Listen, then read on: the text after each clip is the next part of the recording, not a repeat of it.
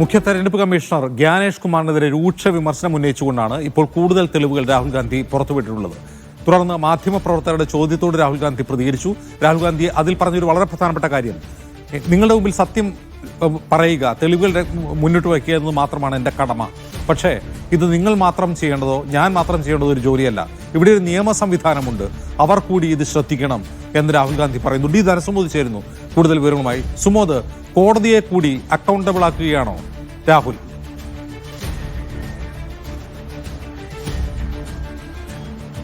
അജിംസ് പറഞ്ഞ പോലെ തന്നെ ഈ അദ്ദേഹം വാർത്താ സമ്മേളനം അവസാനിപ്പിച്ചപ്പോൾ അദ്ദേഹം എഴുതി കാണിച്ചത് ആ ബോർഡിൽ പിന്നിലുണ്ടായിരുന്നത് ജനാധിപത്യം ഒരിക്കലും ഡിലീറ്റ് ചെയ്യപ്പെടുന്നില്ല എന്ന് തന്നെയായിരുന്നു.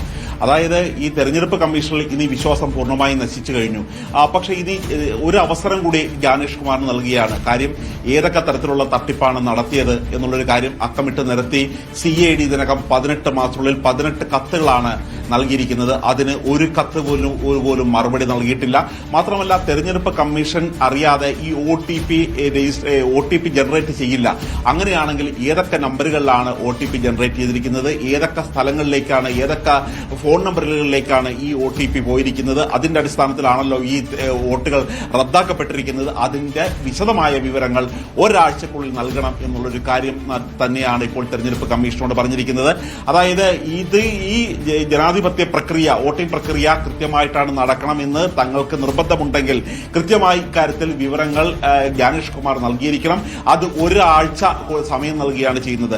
കഴിഞ്ഞ തവണ നമ്മൾ കണ്ടതാണ്, തെരഞ്ഞെടുപ്പ് കമ്മീഷൻ വാർത്താ സമ്മേളനത്തിനിടയിൽ തന്നെ സോഴ്സ് എന്ന് പറഞ്ഞ് മാധ്യമപ്രവർത്തകർക്ക് ഈ വിവരങ്ങൾ കൈമാറുകയും അങ്ങനെ മാധ്യമപ്രവർത്തകർ വഴി തെരഞ്ഞെടുപ്പ് കമ്മീഷന്റെ ആദ്യ പ്രതികരണം രാഹുൽ ഗാന്ധിയിലേക്ക് എത്തിക്കുകയായിരുന്നു ചെയ്തത്. പക്ഷേ ഇപ്പോൾ കുറച്ചുകൂടി കടുത്ത രീതിയിലാണ് അവസരങ്ങൾ. രൂക്ഷമായ വിമർശനമാണ് തെരഞ്ഞെടുപ്പ് കമ്മീഷന് നേരെ ഉണ്ടായിരിക്കുന്നത്. അതുകൊണ്ട് തെരഞ്ഞെടുപ്പ് കമ്മീഷനിൽ നിന്ന് നീതി ലഭിക്കില്ല എന്നുള്ളൊരു കാര്യം ഇതിനകം തന്നെ വ്യക്തമായിട്ടുണ്ട്. അതുകൊണ്ട് ഈ ജനാധിപത്യ പ്രക്രിയ ജനാധിപത്യം നിലനിൽക്കണമെങ്കിൽ അതിൽ പ്രധാനപ്പെട്ട തൂണായ കോടതി ഇടപെട്ടേ തീരൂ. അതുകൊണ്ട് തന്നെയാണ് അദ്ദേഹം പറഞ്ഞത്, ഞാനോ നിങ്ങളോ മാത്രം വിചാരിച്ചാൽ മാത്രം ചെയ്യാവുന്ന അല്ലെ കണ്ടുപിടിക്കാവുന്ന പുറത്തു കൊണ്ടുവരാവുന്ന ഒരു കുറ്റകൃത്യമല്ല നടത്തിയിരിക്കുന്നത്. ഇവിടെ തെരഞ്ഞെടുപ്പ് പ്രക്രിയ അട്ടിമറിക്കുന്നതിൽ കോടതി ഇടപെടണം എന്ന് തന്നെയാണ് പറഞ്ഞിരിക്കുന്നത്. സാധാരണ രാജ്യത്ത് ഇതുപോലെ ജനാധിപത്യത്തെ അട്ടിമറിക്കുന്ന പല പ്രശ്നങ്ങൾ ഉണ്ടാകുമ്പോൾ കോടതികൾ സ്വമേധയാ കേസെടുക്കാറുണ്ട്. ആ തരത്തിലുള്ള ഒരു കേസിലേക്ക് നയിക്കാൻ വേണ്ടിയുള്ള ഇൻപുട്ടുകളാണ് ഇപ്പോൾ രാഹുൽ ഗാന്ധി നൽകിയിരിക്കുന്നത്. ഇനി കോടതികൾ എങ്ങനെയാണ് അത് സ്വീകരിക്കുന്നത്, ഏതെങ്കിലും തരത്തിലുള്ള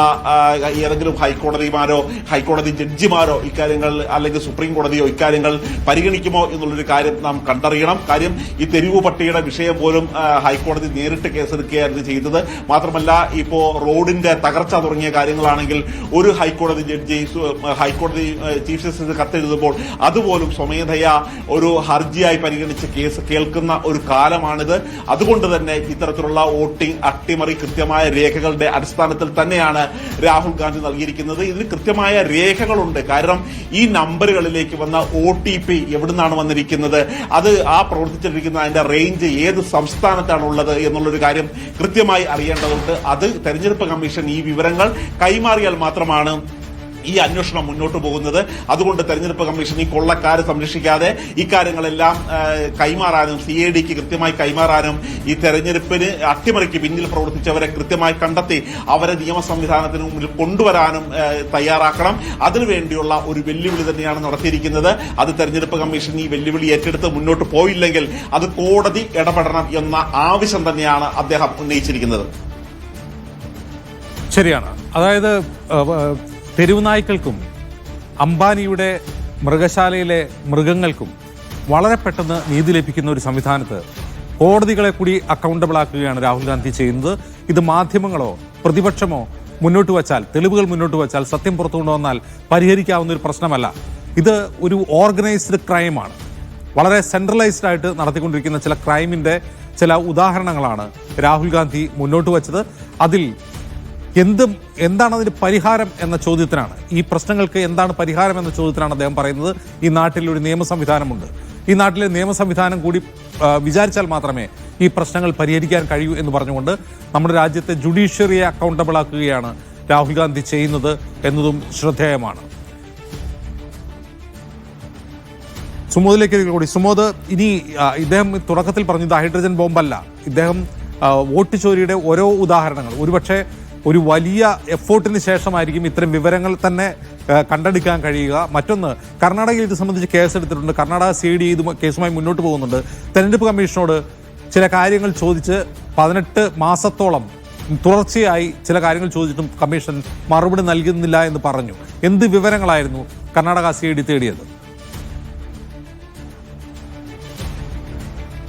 കർണാടക CIDക്ക് അന്വേഷണവുമായി അവർക്ക് മുന്നോട്ട് പോകണമെങ്കിൽ കൃത്യമായി ഈ വോട്ടിംഗ് പ്രക്രിയ എങ്ങനെയാണ് അട്ടിമറിച്ചിരിക്കുന്നത്, ഇവരുടെ വോട്ടുകൾ എങ്ങനെയാണ് റദ്ദായത് എന്നുള്ളൊരു കാര്യമാണ് പ്രധാനമായും അറിയേണ്ടത്.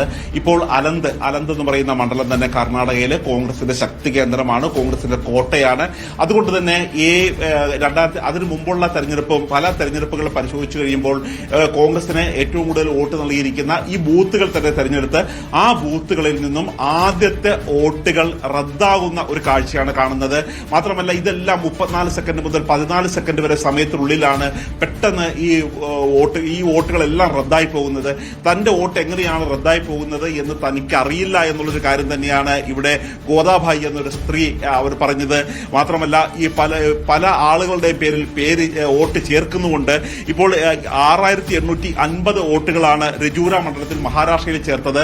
പക്ഷേ വോട്ട് റദ്ദായിരിക്കുന്നത് അലന്തിലാണെങ്കിൽ അവിടെ കോൺഗ്രസിന്റെ ശക്തി കേന്ദ്രത്തിൽ വോട്ട് റദ്ദാക്കിയാണ്. അതായത് കോൺഗ്രസിന് വോട്ട് ചെയ്യാൻ സാധ്യതയുള്ളവരുടെ വോട്ട് തന്നെയാണ് റദ്ദായെന്നുള്ള കാര്യം ഇതിനകം തന്നെ നമുക്ക് വായിച്ചെടുക്കാവുന്നതാണ്. മാത്രമല്ല എടുത്തു പറയേണ്ട മറ്റൊരു കാര്യം, പിന്നോക്കക്കാർ, ന്യൂനപക്ഷങ്ങൾ, ദളിത് വിഭാഗത്തിൽപ്പെട്ടവർ എന്നിവരുടെ വോട്ടുകളാണ് അവരുടെ ആ ഏരിയയിലെ ആ പ്രദേശത്തെ ബൂത്തുകൾ തിരഞ്ഞെടുത്ത് കൃത്യമായി വോട്ട് കട്ട് ചെയ്തിരിക്കുകയാണ് ചെയ്തത്. അങ്ങനെയാണെങ്കിൽ ഏത് നമ്പറുകളിൽ നിന്നാണ് ഈ വോട്ട് ചേർക്കാൻ വേണ്ടിയുള്ള വോട്ട് റദ്ദാക്കാൻ വേണ്ടിയുള്ള ആപ്ലിക്കേഷൻ വന്നത്, എങ്ങനെയാണ് ഇത് ജനറേറ്റ് ചെയ്തത്, ഇത് കേന്ദ്രീകരിച്ചുള്ള ഈ കോൾ സെന്റർ കേന്ദ്രീകരിച്ചുള്ള ഒരു തട്ടിപ്പാണ് നടത്തിയത് എന്നുള്ളൊരു കാര്യം കൃത്യമായി ഇതിനകം തന്നെ മനസ്സിലാക്കിയിട്ടുണ്ട്. അങ്ങനെയാണെങ്കിൽ ആ OTP അല്ലെങ്കിൽ ഫോൺ നമ്പറുകൾ എങ്ങനെയാണ് നൽകിയത് എന്നുള്ള വിശദമായ വിവരങ്ങൾ ഇനി നൽകേണ്ടത് തെരഞ്ഞെടുപ്പ് കമ്മീഷനാണ്. തെരഞ്ഞെടുപ്പ് കമ്മീഷൻ ഇത് ഒരാഴ്ചക്കുള്ളിൽ നൽകിയില്ലെങ്കിൽ അതിനർത്ഥം കള്ളൻ കപ്പലിൽ തന്നെ എന്നുള്ളത് തന്നെയാണ്. അതുകൊണ്ട് തെരഞ്ഞെടുപ്പ് കമ്മീഷൻ ഈ രാഹുൽ ഗാന്ധി ആവശ്യപ്പെട്ട രേഖകൾ നൽകുമോ എന്നുള്ളൊരു കാര്യം തന്നെയാണ് അറിയേണ്ടത്. മാത്രമല്ല ഈ വോട്ടിംഗ് അട്ടിമറി ഈ ഹരിയാനയിലെ വോട്ടിംഗ് അട്ടിമറിയാണ് നടന്നത് എന്ന് ചൂണ്ടിക്കാട്ടി തെരഞ്ഞെടുപ്പ് നടന്നു കഴിഞ്ഞപ്പോൾ തന്നെ കോൺഗ്രസ് പരാതിപ്പെട്ടിരുന്നു. പക്ഷേ ആ സമയത്ത് തോറ്റവരുടെ ഒരു പരാതി എന്ന് പറഞ്ഞ് വ്യാപകമായി BJPക്കാർ തള്ളിക്കളയായിരുന്നു ചെയ്തത്. മാത്രമല്ല ഈ ഇന്ത്യ സഖ്യം തെരഞ്ഞെടുപ്പ് കമ്മീഷനോട് ഒരു സമയം ചോദിക്കുമ്പോൾ പല തവണ ഈ ഇന്ത്യ സഖ്യത്തിലെ നേതാക്കന്മാർക്ക് സമയം കൊടുക്കാതെ നീട്ടിക്കൊണ്ടു പോകുന്ന ഒരു കാഴ്ചയാണ് കാണുന്നത്. മാത്രമല്ല ഏറ്റവും ഒടുവിൽ അവർക്കൊരു അപ്പോയിന്റ്മെന്റിനുള്ള സമയം കൊടുക്കും. അപ്പോയിന്റ്മെന്റ് കഴിഞ്ഞിട്ട് മണിക്കൂറുകളിൽ തന്നെ ആ പരാതികളെല്ലാം തള്ളിക്കളഞ്ഞിരിക്കുന്നു എന്ന ഒറ്റ വരി മെസ്സേജ് മാത്രമാണ് വരാറുള്ളത്. ഇത് എങ്ങനെയാണ് തള്ളിയത്, എവിടെയൊക്കെയാണ് ഇതിന്റെ ഒരു പരിശോധന നടത്തിയത്, ഏതൊക്കെ ബൂത്തിൽ പരിശോധന നടത്തിയെന്നുള്ള കാര്യമൊന്നും കൃത്യമായ ഒരു വിവരവും പോലും തെരഞ്ഞെടുപ്പ് കമ്മീഷൻ നൽകിയിട്ടില്ല. തെരഞ്ഞെടുപ്പ് കമ്മീഷൻ ആ ഇരുമ്പ് മറയ്ക്കുള്ളിൽ ഇരുന്നുകൊണ്ട് ഈ കൊള്ളക്കാരെ സംരക്ഷിക്കുകയാണ് എന്നുള്ള വാദം തന്നെയാണ് രാഹുൽ ഗാന്ധി ഉയർത്തിയിരിക്കുന്നത്. ഇനി അതല്ല, സുതാര്യമായ തെരഞ്ഞെടുപ്പ് പ്രക്രിയ നടത്താൻ വേണ്ടിയാണ് തെരഞ്ഞെടുപ്പ് കമ്മീഷൻ തയ്യാറെടുക്കുന്നത് അല്ലെങ്കിൽ നടത്തിക്കൊണ്ടു പോകുന്നത് എന്ന് തെളിയിക്കണമെങ്കിൽ രാഹുൽ ഗാന്ധി ആവശ്യപ്പെട്ട ഈ വിവരങ്ങൾ എല്ലാം പുറത്തു വന്നേ കഴിയൂ. ഇനി അഥവാ അത് പുറത്ത് കേന്ദ്ര തെരഞ്ഞെടുപ്പ് കമ്മീഷൻ ഇത് നൽകിയില്ലെങ്കിൽ ഇത് ഇക്കാര്യത്തിൽ ഇടപെടേണ്ട ഈ പന്ത് ഇനി അടുത്ത കോർട്ടിലേക്ക് പോകുന്നത് കോടതിയുടേതാണ്. കോടതിയിൽ ഇടപെടുമോ എന്നുള്ളൊരു കാര്യം തന്നെയാണ് ഇനി അറിയേണ്ടത്. ഏതായാലും രാഹുൽ ഗാന്ധി ഒരു ഹർജി സമർപ്പിച്ച് ഹർജിയുടെ ഒരു കാര്യത്തിന് വേണ്ടി അല്ലെങ്കിൽ അതിന്റെ സമയത്തിന് വേണ്ടി കാത്തിരിക്കാൻ ശ്രമിക്കും എന്നുള്ള സൂചനയല്ല ലഭിക്കുന്നത്. മറിച്ച് കോടതികൾ തന്നെ ഇക്കാര്യത്തിൽ സ്വമേധയാ കേസെടുക്കാനുള്ള ഒരു സാഹചര്യം തന്നെയാണ് ഇവിടെ രാഹുൽ ഗാന്ധി ഉണ്ടാക്കിയിരിക്കുന്നത്. രാഹുൽ ഗാന്ധി ആദ്യഘട്ടത്തിൽ മൊത്തത്തിലൊരു വോട്ടിംഗ് തട്ടിപ്പ് എങ്ങനെയാണ് എന്നുള്ള കാര്യം പറഞ്ഞിരുന്നു. മഹാദേവപുര എടുത്താണ് പറഞ്ഞിരുന്നത്. ഇവിടെ ഇപ്പോൾ എടുത്തു പറഞ്ഞിരിക്കുന്നത് ആലന്ത് മണ്ഡലം എടുത്താണ് കർണാടകയിൽ പറഞ്ഞിരിക്കുന്നത്. അവിടെ 6018 വോട്ടാണ് റദ്ദാക്കി കളഞ്ഞത്. വോട്ട് ചേർത്തിരിക്കുന്നത് മഹാരാഷ്ട്രയിലാണ്. അവിടെ രജൂര മണ്ഡലത്തിലാണ്. അവിടെ 6850 വോട്ടുകളാണ് ചേർത്തിരിക്കുന്നത്. അതായത് ഒരു കൃത്യം ശസ്ത്രക്രിയ ചെയ്യുന്നത് പോലെ തന്നെ കൃത്യമായിട്ടുള്ള ഒരു BJP ജയിക്കാനുള്ള ഒരു സംഖ്യ കൂട്ടി, അതായത് കോൺഗ്രസിന് വോട്ട് കൂടുതലുള്ളിടത്ത് കുറച്ചും BJPക്ക് കുറവുള്ളിടത്ത് BJPക്ക് വോട്ട് കൂട്ടുകയും ചെയ്തു. അത്തരത്തിലുള്ള ഒരു വലിയൊരു അട്ടിമറിയാണ് നടന്നത് എന്നുള്ളൊരു കാര്യമാണ് ഇതിൽ നിന്നും വ്യക്തമാകുന്നത്. അതുകൊണ്ട് കോൺഗ്രസിന്റെ ഈ ആരോപണത്തിൽ നിന്നും ഒഴിഞ്ഞു മാറാൻ ഒരു കാരണവശാലും കേന്ദ്ര തെരഞ്ഞെടുപ്പ് കമ്മീഷന് ഇനി സാധ്യമല്ല.